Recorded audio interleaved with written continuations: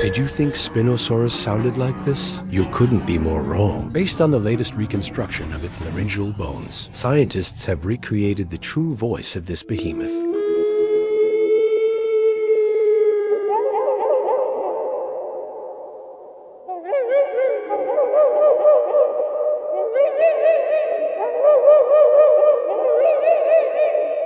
It wasn't a roar. It was a low-frequency rumble that made the entire riverbed tremble. This sound could penetrate dozens of meters of murky water, resonating across riverbanks for miles around. What you're hearing isn't just a sound, it's the footsteps of the Grim Reaper. This monster is Spinosaurus, the sole, ultimate nightmare, lurking in the waters of North Africa 100 million years ago. But what's even more terrifying is that we studied it for a full century, only to realize that we never truly knew it at all. It is the greatest deceiver in the dinosaur kingdom, and the most extreme anomaly in the history of evolution. The story begins in 1912. German paleontologist Ernst Stromer was in the deserts of Egypt when he unearthed the first Spinosaurus fossils known to humanity. That massive dorsal sail and elongated snout sent the entire scientific community into a frenzy that lasted for a century.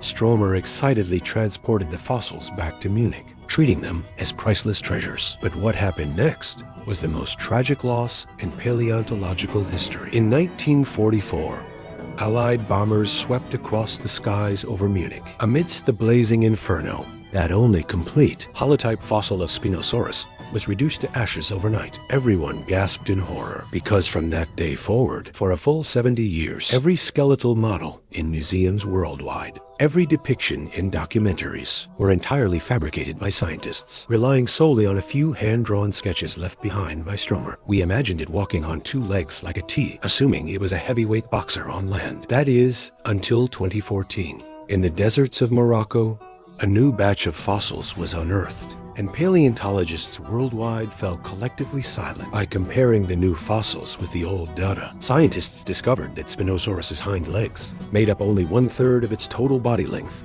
What does this mean? It means that this 18-meter-long behemoth could barely even stand upright on land, let alone run. Do you realize what 18 meters looks like? That is the length of 2 standard city buses, parked bumper to bumper. A 7-ton monster, longer than a T-Rex, was actually forced to crawl close to the ground like a crocodile when on land. Its top speed on land was likely less than 5 kilometers per hour, unable to even outpace a grandmother taking a stroll. Just when everyone thought Spinosaurus was an evolutionary failure, an even more mind-blowing discovery occurred.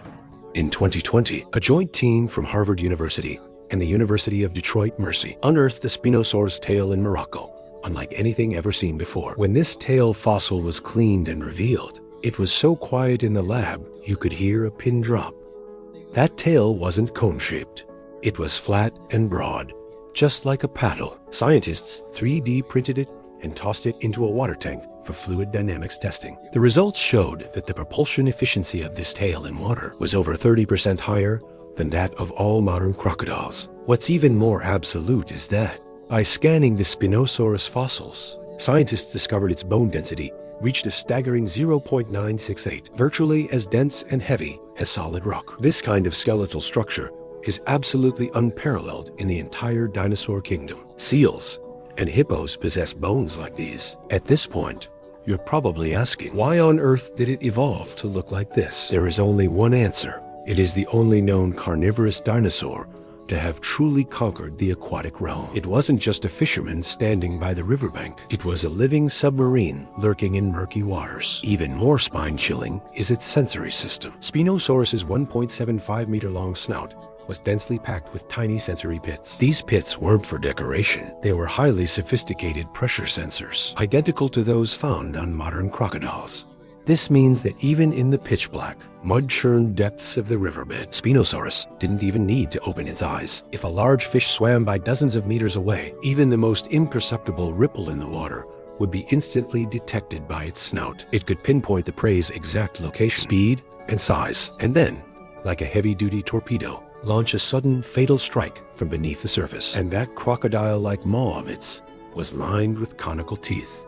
These teeth weren't designed for tearing muscle. They were specifically engineered to prevent slipping. Once it clamped down, no matter how violently the prey struggled. The teeth would only sink deeper like nails. There was absolutely zero chance of escape. At this point, you might wonder, what about that massive 2-meter tall sail on its back? Was it just for show?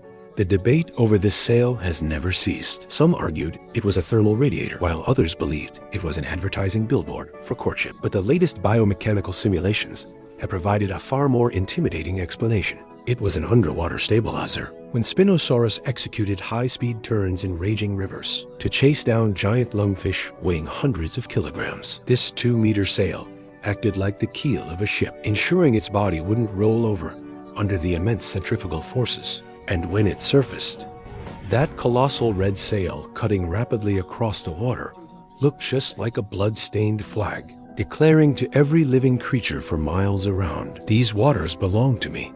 However, this very creature, the ultimate killer perfectly adapted to river ecosystems, met an ending it simply couldn't comprehend. 93 million years ago, it wasn't an asteroid impact, nor was it a volcanic eruption. It was a slow, fatal desiccation.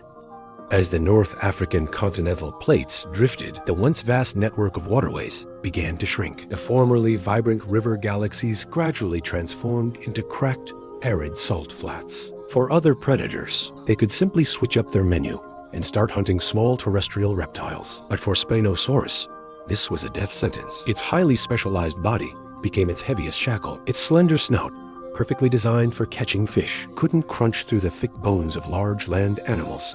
Its short, stubby hind legs made it a slow-moving target on the open plains. Its densely packed, heavy bones became an unbearable burden on the parched, cracked earth. The very last Spinosaurus likely lay in a dried-up, bottomless mudpit, gazing out at the floodwaters that would never return, letting out that deep, resonant rumble one final time. It had won countless hunts, yet lost to a rainstorm that never arrived. The story of Spinosaurus teaches us the most brutal truth of evolution. Extreme specialization is often the ultimate vulnerability. When you polish yourself to absolute perfection for one specific environment, you forfeit every card you hold to face the future. No amount of sheer power can defeat time. The true path to survival has never been about being the absolute strongest, but rather about being the most adaptable to change. 100 million years have passed. Spinosaurus left behind only a few stones, leaving us to piece together its tragic regrets in our labs. And this tragedy of overspecialization throughout Earth's history,